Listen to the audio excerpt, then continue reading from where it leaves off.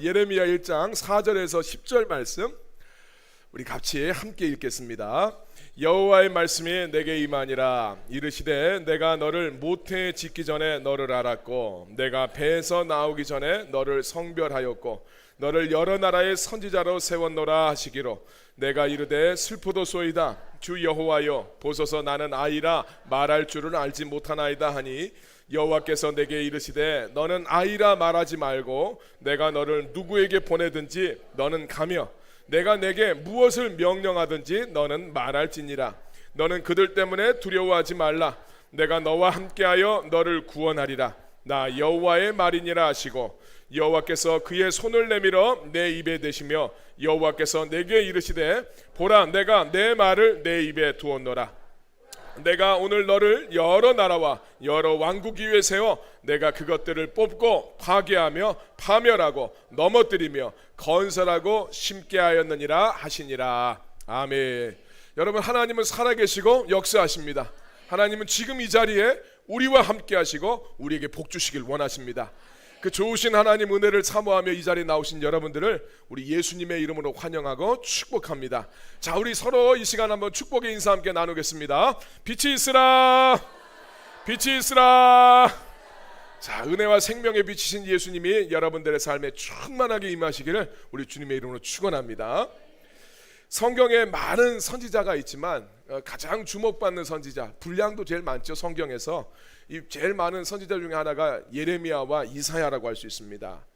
예레미야는 요시야 왕 13년부터 시드기야 왕 마지막 11년까지 무려 41년간 선지자로 활동을 했는데, 예레미야가 예루살렘의 멸망을 예언하면서 유다 백성들의 회개를 촉구했기요, 또 멸망할 이스라엘을 바라보면서 많은 눈물을 흘리면서 하나님 앞에 기도를 했어요. 그래서 예레미야에 대한 별명이 눈물의 선지자다, 이런 별명을 가지고 있습니다. 오늘 본문의 말씀은 하나님께서 예레미야를 선지자로 부르시는 장면입니다. 그런데 하나님이 예레미야를 선지자로 삼으려고 하는데 예레미야가 보여주는 모습은 굉장히 뜻밖의 모습을 이제 보여주고 있습니다. 예레미야가 하나님께서 내가 너를 선지자로 삼겠다라고 말씀하시는데 자기는 하나님의 선지자의 사명을 감당할 수 없다고 이야기하면서 하나님의 부르심을 거절하고 있죠. 이게 참 놀라운 것은 하나님의 그 임재를 막 체험한 사람들이, 그 임재 가운데, 그 영광 가운데 있는 사람들이 하나님의 말씀을 거절한다는 게 이게 쉬운 일이 아닙니다. 그냥 하나님의 영광이 나타나면 사실은 그 분위기에 압도돼서 다 순종하게 되어 있는데 예레미야는 그걸 거절하고 있어요. 우리 본문 4절 말씀을 보니까 여호와의 말씀이 내게 임하니라 이렇게 되어 있지 않습니까? 예레미야가 하나님의 음성을 지금 직접적으로 듣고 있어요. 거기다가 하나님께서 예레미야한테 아주 분명하게 말씀을 합니다. 5절 말씀을 보시면 내가 너를 모태에 짓기 전에 너를 알았고 네가 태어나기도 전에 내가 너를 선지자로 성별해서 내가 지금 너를 여러 나라의 선지자로 세운다, 이렇게 주님이 말씀하십니다. 사실 이런 체험을 하게 되면 어떻게 되겠습니까? 없었던 마음도 막 생기지 않겠습니까? 하나님이 지금 눈앞에 나타나서 야 내가 너를부터 알고 있었고 내가 지금 너를 갖다 선지자로 삼겠다, 이렇게 하면 없었던 마음도 막 생기게 되어 있습니다. 여러분 중에 아마 그렇게 말씀하시는 분 있을 거예요. 야, 하나님이 직접 나한테 나타나서 말씀하시면 나는 그 말씀이 어떤 말씀인지 무조건 순종하겠다, 이렇게 여러분 생각하실 겁니다. 또 종종 이런 말도 우리는 듣습니다. 야, 내가 예수님을 직접 보면 나 그럼 예수 믿겠다, 내 눈앞에 좀 보여줘라, 이런 말 하는 거 우리 듣지 않습니까? 근데 여러분, 그렇지 않습니다. 이 성경 보면 예수님 당시에 예수님을 직접 보고 예수님의 기적을 체험했던 사람들도 예수님을 믿지 못하고 떠나가는 사람들이 굉장히 많았습니다. 그래서 엄청난 체험을 한다고 해서 꼭 사람한테 믿음이 생기고 그가 순종하게 되는 것은 아니더라 하는 이야기입니다. 그럼 도대체 예레미야는 하나님하고 이렇게 생생한 대화를 하면서 하나님께서 내가 모태에서 네가 생기기도 전에 너를 알았고 네가 태어나기도 전에 내가 너를 선지자로 사용할 계획을 가지고 있었고 이제 너를 사용하겠다, 하나님이 이렇게 말씀하시는데도 기꺼이 주님 앞에 순종하겠다고 예레미야가 대답하지 못한 이유가 무엇일까요? 6절 말씀 보면 우리는 예레미야의 이 속마음을 좀 알게 됩니다. 예레미야가 하나님 앞에 그러죠. 하나님, 저는 참 슬프게도 아직 너무나 어리고 미숙하고 또 말을 제대로 할 줄 몰라서 하나님의 그 선지자의 사명을 감당할 수가 없습니다. 이렇게 이야기합니다. 자기는 하나님 말씀에 순종하고 싶긴 하지만 자기가 너무나 어리고 미숙해서, 또 선지자라면 말을 잘해야 되는데 자기는 너무나 말주변도 없고 아직 나이도 어려서 이 선지자의 사명을 감당하기가 어렵습니다. 이렇게 지금 이야기하고 있습니다. 우리가 인생을 살면서 자기의 한계를 경험하게 되면서 참 내가 무력하다, 내가 힘이 없다, 이렇게 느낄 때가 있죠. 여러분은 어느 때 그런 감정을 느끼셨습니까? 야, 나 참 무력하다, 나 참 부족하다, 참 이것이 어렵다, 이런 생각하실 때가 언제 있습니까?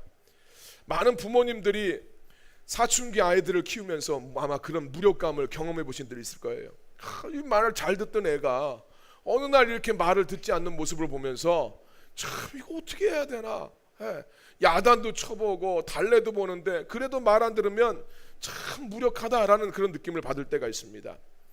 또 어떤 분들은 사역의 중책을 맡으면서 사람들 앞에서 말도 해야 되고 기도도 해야 되고 가르쳐도 해야 되고 이런 일들이 있는데 그런 것에 굉장히 자신이 없어서 자기의 무력함을 느끼고 힘들어하는 분들도 계실 수 있습니다. 어떤 분들은 직장에서 처음 해보는 그런 일을 하면서 자기의 그 무력감을 토로할 때가 있을 거예요.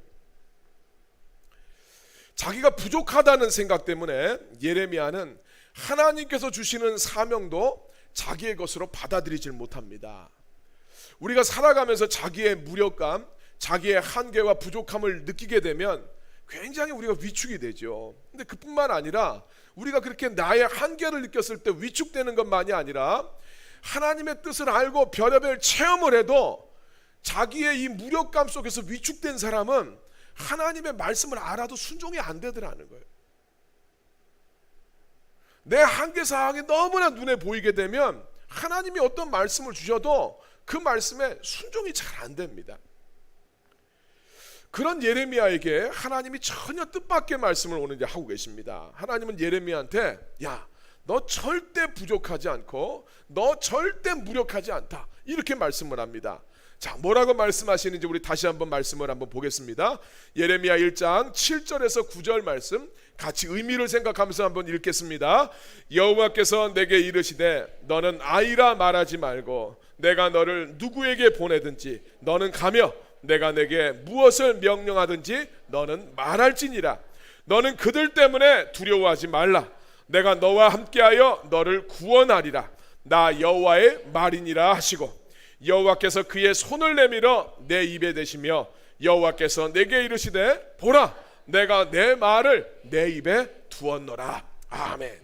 7절 말씀 우리 하나하나 다시 한번 좀 보겠습니다. 7절 말씀을 보니까 하나님께서 예레미야한테 이야기합니다. 야, 너는 이제 아이라고 말하지 마라. 너무나 어리고 미숙하다고 그런 소리 하지 마라.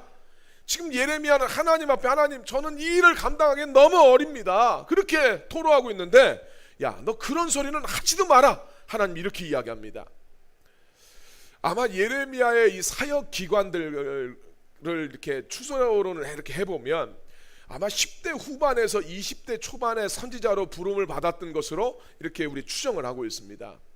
근데 그때 당시에 10대 후반에서 20대 초반 한번 생각을 해보십시오. 그때 예레미야가 상대하게 되는 이 유다 나라의 정치계와 종교계에 있는 사람들이 어떤 사람들이겠습니까?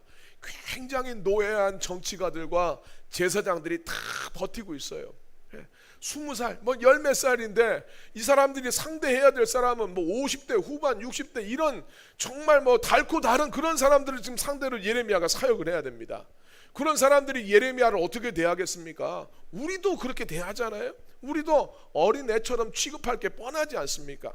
말의 무게도 실리지가 않고 사역 자체도 하는 것이 참 어려울 텐데 하나님이 예레미야한테 요구하시는 사역은 타락한 유다 백성들한테 너희들에게 하나님의 진노의 심판이 있을 것이다, 이것을 선포하라고 하니까 그런 사람들 앞에서 당신들 그렇게 살아가면 하나님의 심판이 있을 겁니다, 이걸 선포하라는 이야기예요. 얼마나 부담스럽겠습니까? 오늘 본문 말씀에서 슬프도소이다 이렇게 표현이 되어 있지만 실제 의미는 하나님 두렵습니다, 이런 뜻이에요. 예레미야가 처한 상황과 또 예레미야의 그 입장을 생각해 보면 우리는 충분히 예레미야 이 심정을 공감할 수가 있습니다. 근데 여러분, 여기서 예레미야가 보지 못한 게 있어요. 자기 자신을 향한 하나님의 계획과 관심이 있는데 예레미야는 이걸 보지는 못합니다. 오늘 본문 말씀 보면 예레미야가 이 땅에 나오기 전부터 하나님께서는 예레미야를 아셨다고 이야기합니다. 그러니까 예레미야의 존재가 시작부터가 우연히 어떻게 태어난 것이 아니라 하나님의 철저한 계획 가운데 예레미야가 이 땅에 태어났다는 거예요. 그렇기 때문에 하나님께서는 더 이상 네가 지금 젊다고 해서 무엇을 할 수 없다라는 이런 생각들, 그런 말들을 하지 말라고 이야기를 하십니다. 왜냐하면 하나님은 내가 너를 보내는 거고 내가 너를 사용하는 것이건데 너를 두렵게 하는 그런 사람들하고 비교할 수 없는 전능자인 내가 너한테 명령하는 것이기 때문이라고 주님이 말씀을 합니다. 그러니까 예레미야는 자기가 말씀을 선포해야 될 그 사람들만 의식하고 그 사람들만 쳐다보면서 그 사람들에 비해서 자기는 나이가 어리고 그 사람들이 자기를 존중해 주지 않을 것처럼 생각을 하고 또 자기는 말주변이 없는 그런 자기의 상황만 생각을 하니까 하나님이 선지자로 부르겠다고 하는데, 하나님이 사용하시겠다고 하는데 거기에 순종이 안 되고 있었습니다. 근데 하나님이 하시는 이야기는 뭐냐면 네가 처한 상황만 보지 말고 너를 보내는 자가 누구냐, 너 그걸 한번 생각해 보라는 말씀이에요. 그렇습니다. 결국 우리들이 느끼는 어떤 무력함과 부족함들, 또 그로 인해서 우리가 하나님 말씀 앞에 순종하지 못하게 되는 모든 삶은 우리 삶의 근원이신 하나님을 생각하지 않기 때문에 나타나는 증상입니다. 하나님이 우리를 보내셨으면 우리가 필요한 것도 채워주실 것을 믿으시길 바랍니다. 주님이 명령하셨으면 주님이 그 사명을 완수할 수 있도록 사람이 필요하면 사람을 채워주시고 돈이 필요하면 돈도 채워주시고 능력이 필요하면 능력도 주실 수 있음을 믿으시길 바랍니다. 5절 말씀 보니까 하나님께서 예레미야한테 너를 모태에 짓기 전부터 너를 알았다고 말씀을 합니다. 여기서 이 알았다라고 사용됐던 단어가 히브리어 야다라는 단어입니다. 이 단어는 하나님이 예레미야에 대한 정보만 가지고 계신다라는 말이 아니라 예레미야를 좋아하고 사랑했다, 이런 뜻도 가지고 있어요. 사실 이스라엘 사람에게 야다, 이 안다라는 말은 굉장히 조심스러운 말입니다. 한번 말씀드렸죠. 이 야다라는 말은 성적 관계를 포함하는 단어이기 때문에 그렇습니다. 그만큼 친밀한 관계에서 모든 것을 안다라는 단어가 이 야다라는 단어입니다.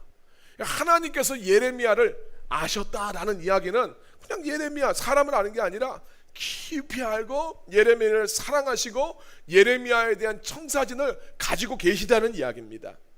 예레미야 스스로에게는 주님의 부르심이 갑작스러운 일이고 또 자기가 생각했을 때는 부족하다고 생각했을지 모르겠지만 하나님의 계획 가운데서 하나님이 부르신 거예요. 우리가 느끼는 무력감과 부족함은 오늘 우리들의 마음속에 두려움을 불러일으키는 원인이 됩니다. 우리가 살아가면서 힘든 상황들 만나면 이 두려움이 생기는 것은 자연스러운 현상이지만 그 두려움 때문에 우리가 해야 될 일을 하지 못하고 그 두려움 때문에 하나님 앞에 순종하지 못한다면 이건 굉장한 문제가 됩니다. 그래서 예레미야가 두려움 때문에 순종하지 못하겠다고 하나님 앞에 말씀하는 그 순간 하나님께서 예레미야에게 말씀합니다. 우리 8절 말씀이죠. 같이 한번 읽겠습니다. 너는 그들 때문에 두려워하지 말라. 내가 너와 함께하여 너를 구원하리라. 나 여호와의 말이니라 하시고. 아멘. 너는 유다의 권력자들과 그 종교인들, 너의 생사 여탈권을 쥐고 흔들 수 있는 그 사람들을 두려워하지 말라고 말씀합니다. 하나님은 예레미야에게 내가 너와 함께하고 있고 내가 너를 구원하겠다, 이렇게 말씀하세요.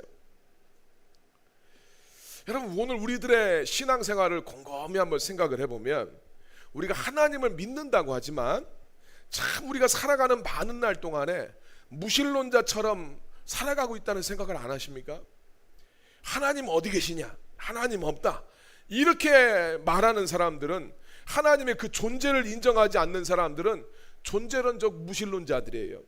그러나 하나님이 살아계시다, 라고 이야기를 하면서 실제 자기의 삶에서는 하나님을 인정하지 않아요. 하나님 마치 안 계신 것처럼 살아갑니다. 그렇게 생각하고 그렇게 살아가는 그런 무신론자들이 있어요. 이런 사람들은 실천적 무신론자라고 이야기를 해요.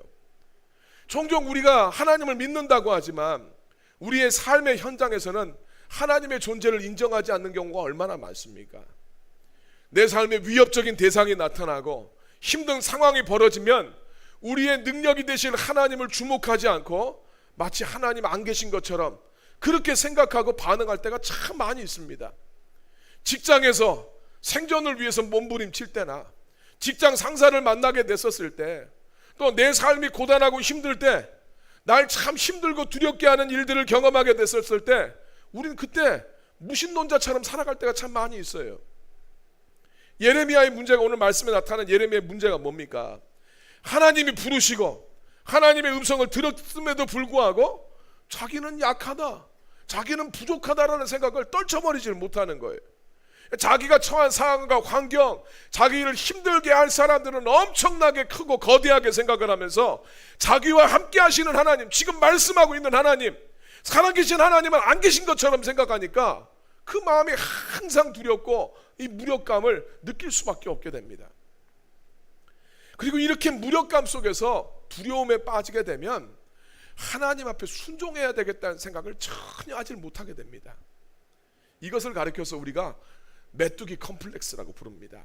우리 민수기 말씀 보면 하나님께서 이스라엘 백성들을 데리고 광야를 건너시다가 이제 가나안 땅 문 앞에 있는 가데스 바네아에서 야, 가나안 땅 너희들한테 주겠다, 너희들 올라가서 차지하라고 했었을 때 이스라엘 백성들이 보여줬던 모습이 이 모습 아닙니까? 힘들고 어려운 상황 속에서 다른 사람이나 문제는 엄청나게 크게 생각합니다. 이스라엘 백성들이 자기들과 함께 하시는 전능하신 하나님은 생각을 안 해요. 그 하나님은 안 보고 자기들 앞에 있는 성은 굉장히 높아 보이고 거기에 살고 있는 거인족들만 크게 생각을 합니다.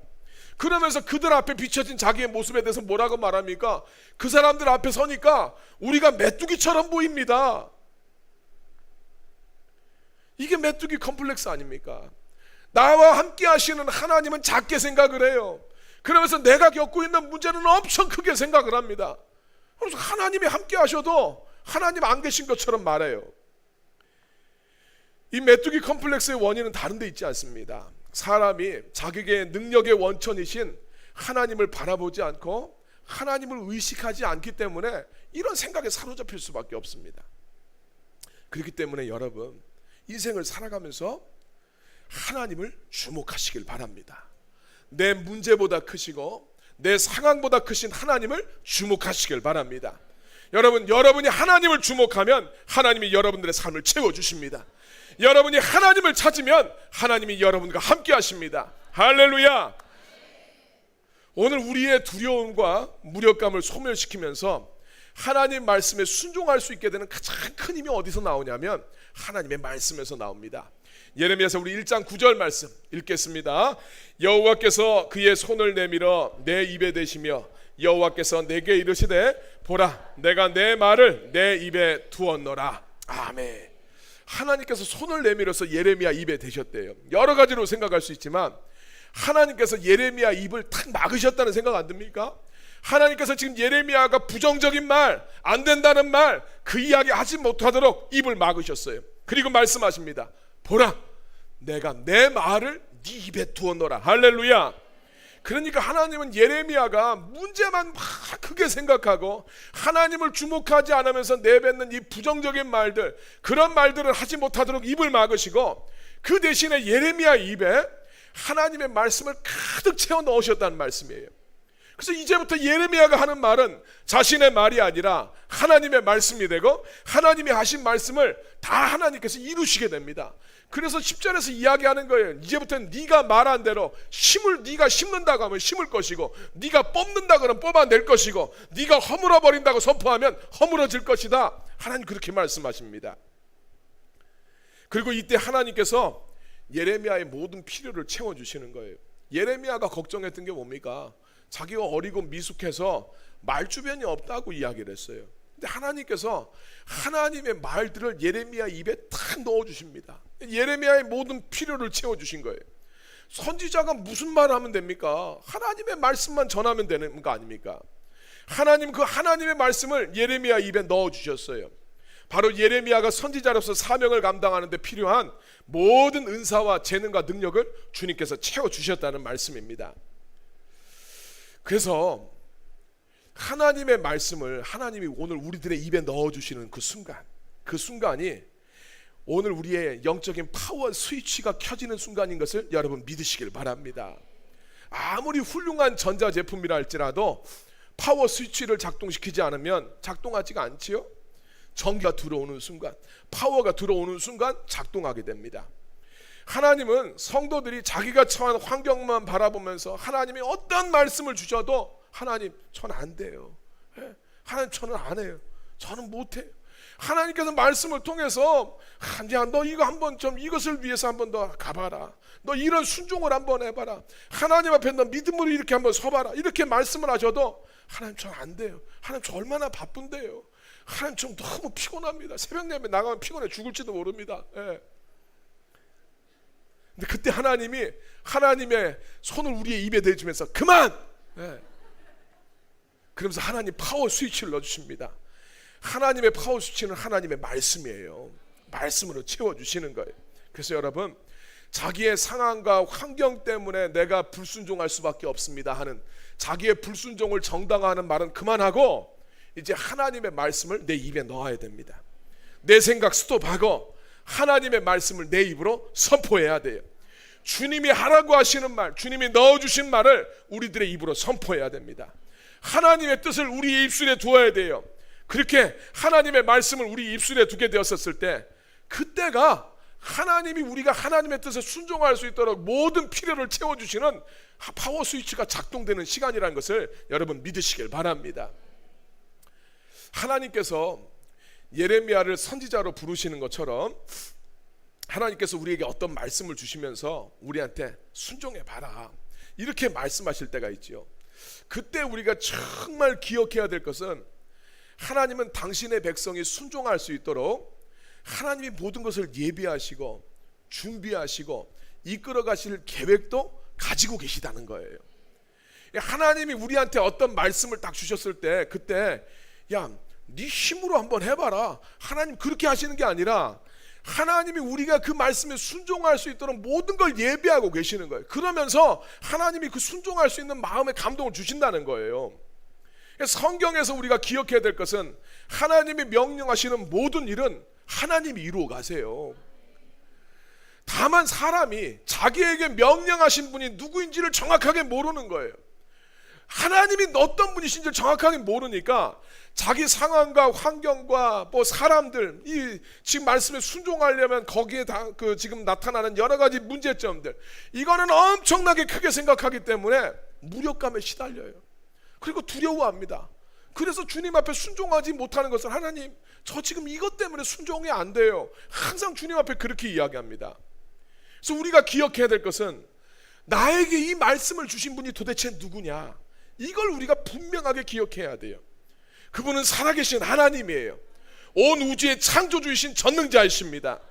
그리고 하나님이 우리한테 말씀하셨을 때는 주님이 우리와 함께 하시고 우리의 필요를 채워주시고 우리의 능력이 되어주시고 우리가 순종하도록 이끌어 주실 줄 믿습니다. 내 힘으로 순종하는 게 아니라 하나님의 능력으로 순종하게 하시는 거예요. 그래서 성도한테 정말 우리가 주님의 음성을 들었었을 때 그때 우리가 주님 앞에 순종하기 위해서 가장 중요한 것은 하나님과 나의 관계예요. 하나님과 나의 관계가 안 돼서 순종이 안 되는 거예요. 우리한테 능력이 없어서가 아닙니다. 자원이 없어서가 아니에요. 우리가 주님을 신뢰하지 못하니까 할 마음 자체를 갖지 않는 거예요. 요한복음 15장 7절입니다. 같이 읽겠습니다. 너희가 내 안에 거하고 내 말이 너희 안에 거하면 무엇이든지 원하는 대로 구하라. 그리하면 이루리라. 아멘. 너희가 내 안에 거하고 내 말이 너희 안에 거하면 교회 다니는 것만이 아니라 너희가 내 안에 우리 교회 다니잖아요. 그것만이 아니라 그분의 말이 너희 안에 거하면 아까 전에 하나님께서 예레미야 입에 뭘 넣어주셨죠? 말씀을 넣어주셨어요. 네. 오늘 그 말씀이 우리 입 안에 있으면, 그 말씀이 우리의 마음판에 새겨지면, 정말 하나님의 말씀이 우리의 가치관이 되고 하나님의 말씀이 우리의 생각이 되면, 주님 뭐라고 하십니까? 야, 무엇이든지 원하는 대로 구해라. 그리하면 이루리라. 이 말씀은 하나님과 우리의 관계를 이야기하는 거예요. 그냥 교회만 다니는 것으로 너 하나님하고 붙어 있다고 생각하지 말고, 하나님하고 너하고 어떤 관계인지 한번 생각해 봐라. 너 정말 하나님을 의식하고 있고 하나님의 말씀이 너의 입 안에 있으며 그 말씀이 너의 지금 마음판에 새겨져 있느냐? 주님 그거 말씀하시는 거예요. 그렇게 되면 오늘 우리로 하여금 하나님께서 주시는 그 말씀에 우리가 순종할 수 있도록 하나님이 인도해 주실 줄 믿습니다. 여러분, 우리가 인생을 살아가면서 무신론자처럼 살아가면, 실천적 무신론자처럼 살아가면 인생의 무력감에서 빠져나올 수가 없어요.